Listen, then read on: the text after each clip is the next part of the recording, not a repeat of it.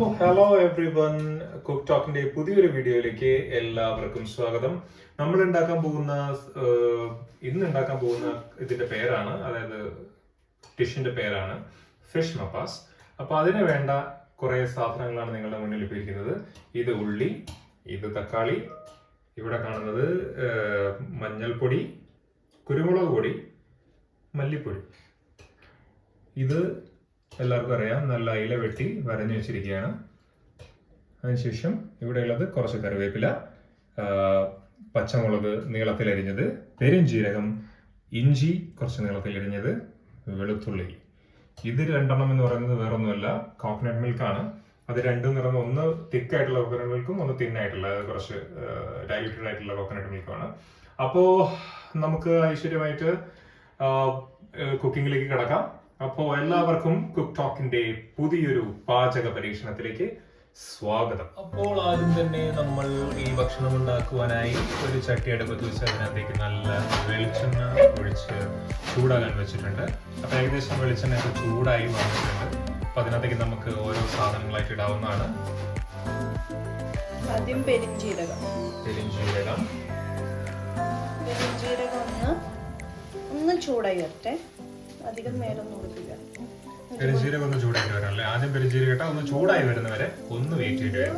അപ്പോൾ പെരുംജീരകം ഒന്ന് ചൂടായി വരുന്നവരെ അത് ചൂടായി വന്നതിന് ശേഷം നമുക്ക് ഒന്നുകൂടി ഇടാം. ഓക്കെ, അപ്പോൾ നമ്മൾ അടുത്ത സാധനങ്ങൾ ഇടുന്ന സമയമായിരിക്കുകയാണ്. അപ്പോൾ ഇട്ടിരിക്കുന്ന ഇഞ്ചി, വെളുത്തുള്ളി, കറിവേപ്പില ഇടുന്നില്ല, പച്ചമുളക്. കറിവേപ്പില നമ്മൾ അവസാനത്തേക്ക് ആയിരിക്കും ഇടുക അല്ലേ? ആണോ? ഓക്കെ, എനിക്ക് തെറ്റിയില്ല. അപ്പോൾ അവസാനം വരെ അപ്പോൾ ഇതൊന്ന് ക്ലിയർ ആയിട്ടൊന്ന് ശരിയായി വരണല്ലേ. അതുവരെ നന്നായി ഇളക്കി കൊടുക്കുക. 1 മിനിറ്റ് നന്നായി ഇളക്കി കൊടുക്കല്ലേ.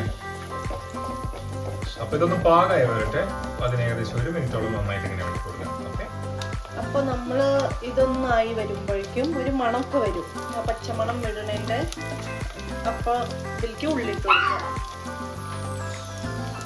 ഉള്ളി ഇട്ടിട്ട്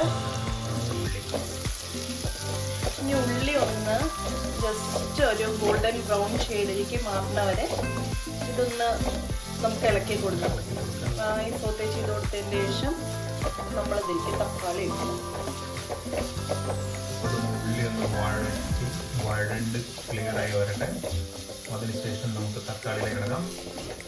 അപ്പോൾ ഇത് ആ സമയം വന്നെത്തിയിരിക്കുകയാണ്. അതിനകത്തേക്ക് നമ്മൾ നേരത്തെ അരിഞ്ഞു വെച്ച തക്കാളി ഇട്ട് കൊടുത്തിട്ട് ഒന്ന് ഇളക്കിയിട്ട് ശേഷം പൊടി മസാല ഉണ്ടല്ലോ, നമ്മൾ ഈ വീഡിയോയിൽ ഇങ്ങനെ ഇളക്കിക്കൊണ്ടിരിക്കുന്ന സമയത്ത് നമ്മളിങ്ങനെ വാഗോണ്ട് ഇളക്കിക്കൊണ്ടിരിക്കുന്നത്. അതുപോലെ തന്നെ നമ്മൾ നന്നായി കറി ഉണ്ടാക്കുമ്പോൾ ഉണ്ടാക്കുമ്പോൾ നന്നായി ഇളക്കി കൊടുക്കണം. ഇതുപോലെ നമ്മുടെ പൊടി മസാലകളൊക്കെ ഇട്ട് ഇളക്കലിലാണ് എല്ലാം ഇരിക്കുന്നത്. മഞ്ഞപ്പൊടി, മല്ലിപ്പൊടി, മല്ലിപ്പൊടി നേരത്തെ വെച്ച എല്ലാ സ്പൈസസ്, അതായത് മഞ്ഞപ്പൊടി, കുരുമുളക് പൊടി, മല്ലിപ്പൊടി തുടങ്ങിയ 3 പൊടികൾ ഇതിനകത്തേക്ക് നമ്മൾ ഈ സമയം കൊണ്ട് ഇട്ട് കഴിഞ്ഞിരിക്കുകയാണ്. ഇതിൽ നമ്മൾ മുളക് പൊടി കാര്യങ്ങളൊന്നും ഇടുന്നില്ല. നോട്ട് പോയിന്റ്, മുളക് പൊടി ഇല്ലാത്ത മീൻ കറി. അപ്പൊ അതിങ്ങനെ ഇളക്കി നന്നായി തക്കാളി സോഫ്റ്റ് ആവണ വരെ നമുക്ക് ഇതൊന്ന് ഇളക്കി കൊടുക്കുക. അതിന്റെ കൂടെ തന്നെ സോഫ്റ്റ് ആവാൻ വേണ്ടി ഉപ്പ് എല്ലാവരും ടേസ്റ്റ് അനുസരിച്ചിട്ടാണ് ഇടേണ്ടത്. കുറച്ച് ഉപ്പ് ഇട്ട് നല്ല ടേസ്റ്റ് ഉള്ളവർക്ക് കൂടുതൽ ഉപ്പിടാം. അതെ, ഞാൻ പിന്നെ കഴിക്കേണ്ടതില്ല. അപ്പൊ അതിങ്ങനെ ഇളക്കി ഒന്ന് ശരിയായി വരട്ടെ. അപ്പോൾ ഇളക്കിക്കൊന്ന് ക്ലിയർ ആയതിനു ശേഷം നമുക്ക് വീണ്ടും വരാം. ഓക്കെ, അപ്പോൾ നമ്മുടെ തക്കാളി നന്നായി സോഫ്റ്റ് ആയി വരുമ്പോൾ നമുക്ക് ആദ്യം മാറ്റി വെച്ച് 2ാം പാല്, മെലിഞ്ഞ പാല് ഇതിലേക്ക് ഒഴിച്ചു കൊടുക്കാം. കോക്കനട്ട് മിൽക്ക് ഒഴിച്ചതിന് ശേഷം നമ്മളുടെ അയില ഇതിലേക്ക് അങ്ങനെ ഇട്ട് കൊടുക്കാം.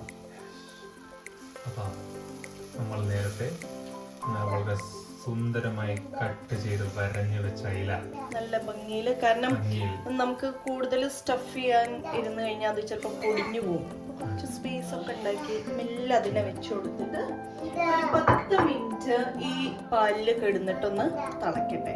ഒരു 10 മിനിറ്റ് അല്ല, തിൻ പാലില്. അതെ. അപ്പൊ ഇതൊന്ന് അവിടെ 10 മിനിറ്റ് ഒന്ന് അടച്ച് വെച്ചിട്ട് ഒന്ന് വെന്തോട്ടെ. 10 മിനിറ്റ് വേവിക്കുക. അപ്പോൾ ഏകദേശം 10 മിനിറ്റ് കഴിഞ്ഞിട്ടുണ്ട്. അപ്പോൾ നമ്മളത് തുറന്നു നോക്കാം അല്ലേ എന്താണെന്ന് നോക്കാന്നുള്ളത്.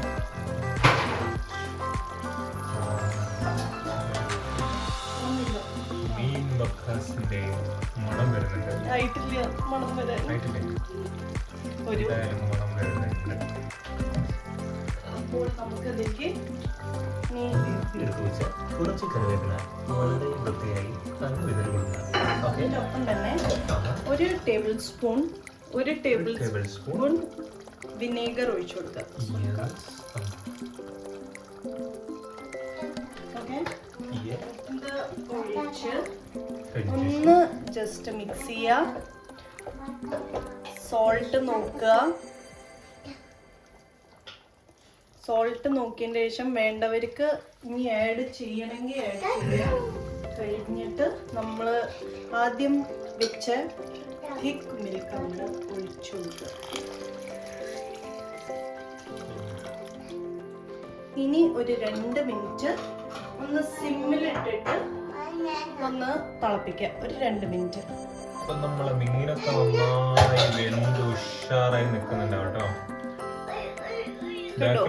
ബാക്ക്ഗ്രൗണ്ടിൽ കിടക്കുന്ന ശബ്ദങ്ങളൊന്നും അവർ ശ്രദ്ധിക്കേണ്ട. ആമിയുടെ ചില കളികളാണ്. പിന്നെ കണ്ടു, മീനൊന്നും ഉടഞ്ഞിട്ടുമില്ല, എന്നാ കാണുമ്പോ സോഫ്റ്റ് ആയി വെന്തിട്ടുണ്ട്. അപ്പൊ ഇനി ഒരു 2 മിനിറ്റ് ഇതൊന്ന് തിളച്ചോട്ടെ. അത് കഴിഞ്ഞാൽ ഓഫ് ചെയ്ത് വെക്കാം. റെഡി. നമുക്ക് 2 മിനിറ്റ് കഴിഞ്ഞ് ഇതിലേക്ക് ഉള്ളിയിടാൻ തിരിച്ചു വരാവുന്നതാണ്. അപ്പോ നമ്മുടെ മീൻ മപ്പാസ് ഫിഷ് മപ്പാസ് റെഡി ആയിട്ടുണ്ട്. നിങ്ങളിപ്പോൾ കാണുന്നതാണ് രുചികരവും അതിസുന്ദരവുമായ ഫിഷ് മപ്പാസ്. അപ്പൊ നിങ്ങൾക്ക് ഇതിനകത്ത് മീനെ കാണാൻ പറ്റുന്നുണ്ടല്ലോ അല്ലേ? മീനൊക്കെ ഊളിയിട്ട് രസിച്ച് നടക്കുകയാണ് ഇതിനകത്ത്. ഓക്കെ, അപ്പോ ഇത് നല്ല സ്മെല്ല് വരുന്നുണ്ട്. അപ്പോൾ എന്നത്തെയും പോലെ ഇതിൽ നമുക്ക് ഉറപ്പ് പറയാൻ പറ്റുന്ന ഒരു കാര്യം എന്ന് പറയുന്നത് ടേസ്റ്റ് ആണ്. So all are welcome to try this recipe. Try ചെയ്തിട്ട് അവരുടെ അഭിപ്രായം നമ്മുടെ കമന്റ് സെക്ഷനിൽ പറയാം. ആരൊക്കെ കാണുന്നുണ്ടോ ട്രൈ ചെയ്യുന്നുണ്ടോ അതൊക്കെ ട്രൈ ചെയ്തതിനു ശേഷം ചെക്ക് ചെയ്ത് എങ്ങനെയുണ്ട് എന്തൊക്കെയുണ്ട് എന്നൊക്കെ നോക്കിയതിനു ശേഷം ഞങ്ങളുടെ അഭിപ്രായം പറയുക. അപ്പോൾ എല്ലാവർക്കും നമ്മുടെ അടുത്ത വീഡിയോയിൽ കാണുന്നവരെ ബൈ. ബൈ.